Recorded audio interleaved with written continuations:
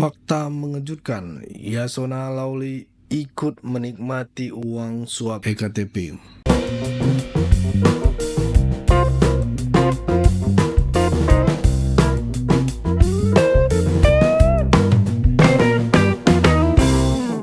Assalamualaikum warahmatullahi wabarakatuh. Shalom, Om Swastiastu, Namo Buddhaya, salam kebajikan, salam sejahtera bagi kita semua. Kembali lagi dengan saya di sini Leonardo Sirait di channel kesayangan kita ini, Sirait Media.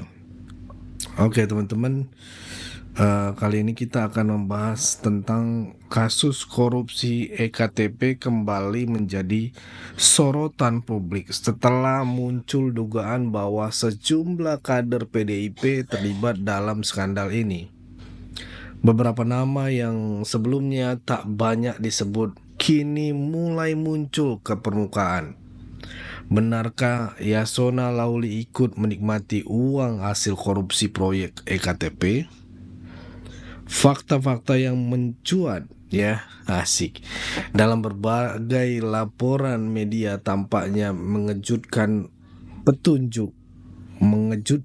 gitu ya, memberikan petunjuk baru, dan ini jelas-jelas bola api ya teman-teman ya. Siapa saja yang terlibat dalam korupsi EKTP ini? Skandal EKTP bergulir sejak tahun 2010 sampai 2011 ya, dan melibatkan banyak anggota DPR dan dari Komisi 2 ya, periode 2009 sampai 2014. Di antara nama-nama yang disebut dalam kasus ini adalah Ganjar Pranowo, Pramono Anung, dan Puan Maharani. Ketiganya dikabarkan menerima bagian yang sama, yaitu sekitar $500 AS ya, atau setara dengan 7,5 miliar rupiah. Informasi ini berasal dari kesaksian Setia Novanto, salah satu tokoh kunci dalam kasus ini. Selain itu, ada beberapa nama lain dari fraksi PDIP yang juga diduga terlibat, seperti Arief Wibowo dan Yasona Lawli. Meskipun nama-nama mereka tidak banyak disebut dalam persidangan, ada indikasi bahwa mereka juga menerima bagian dari uang korupsi ini. Hal ini mengundang pertanyaan besar teman-teman.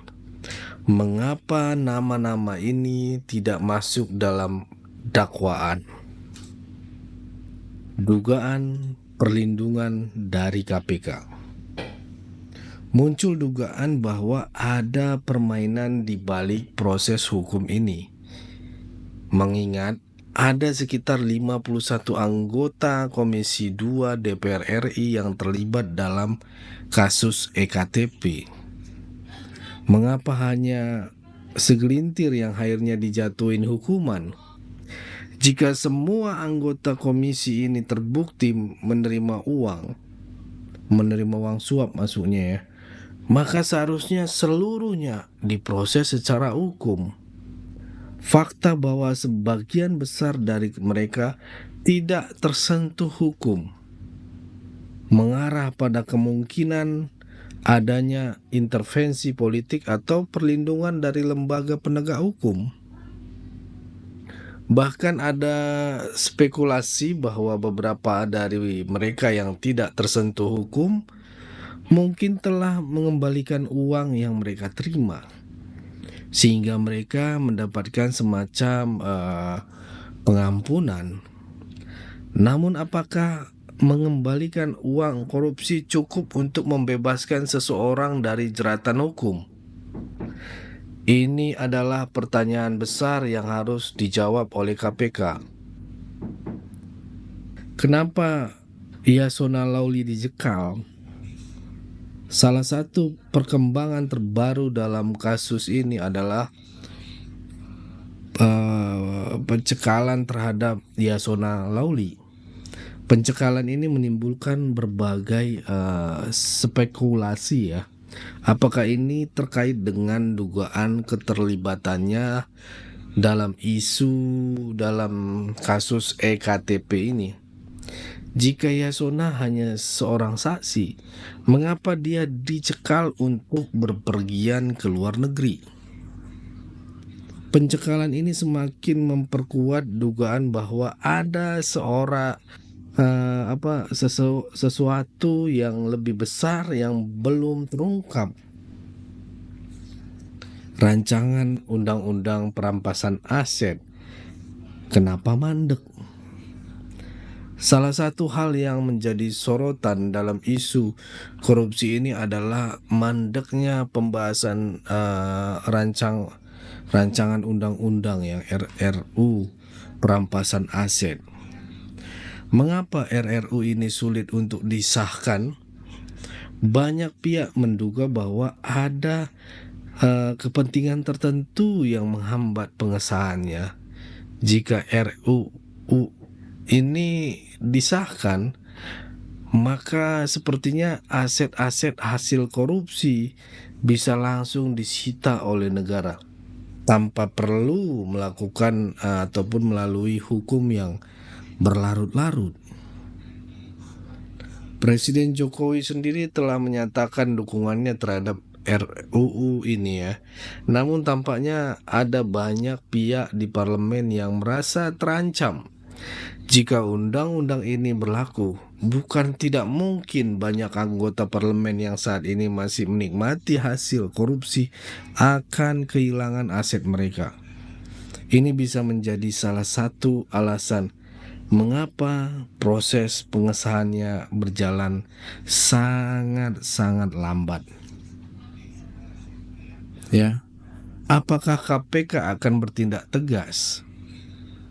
Korupsi EKTP adalah salah satu kasus mega korupsi terbesar di Indonesia dengan nilai proyek mencapai 5,9 triliun rupiah.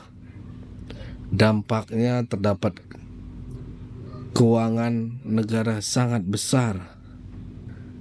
Ini menguras ya terhadap keuangan negara. Namun hingga kini banyak pelaku masih bebas dan tidak tersentuh oleh hukum sama sekali. Hal ini menimbulkan kecurigaan bahwa ada permainan politik di balik penanganan kasus ini. Publik menunggu langkah tegas dari KPK dan pemerintahan Prabowo dalam menangani kasus ini. Apakah benar ada perlindungan terhadap beberapa tokoh politik? Atau apakah nama-nama besar seperti Yasona Lawli akan diproses lebih lanjut? Hanya waktu yang bisa menjawab, kawan-kawan. Bagaimana menurut kalian, apakah KPK benar-benar bisa bertindak independen ya dalam menangani kasus ini? Tuliskan pandangan kalian di kolom komentar. Bagaimana video ini ya, kita berdiskusi ya, dan mari kita sama-sama menjaga persatuan Indonesia, jangan mau dipecah belah karena NKRI harga mati. Saya Leonardo Sirait mohon undur diri. Bye bye.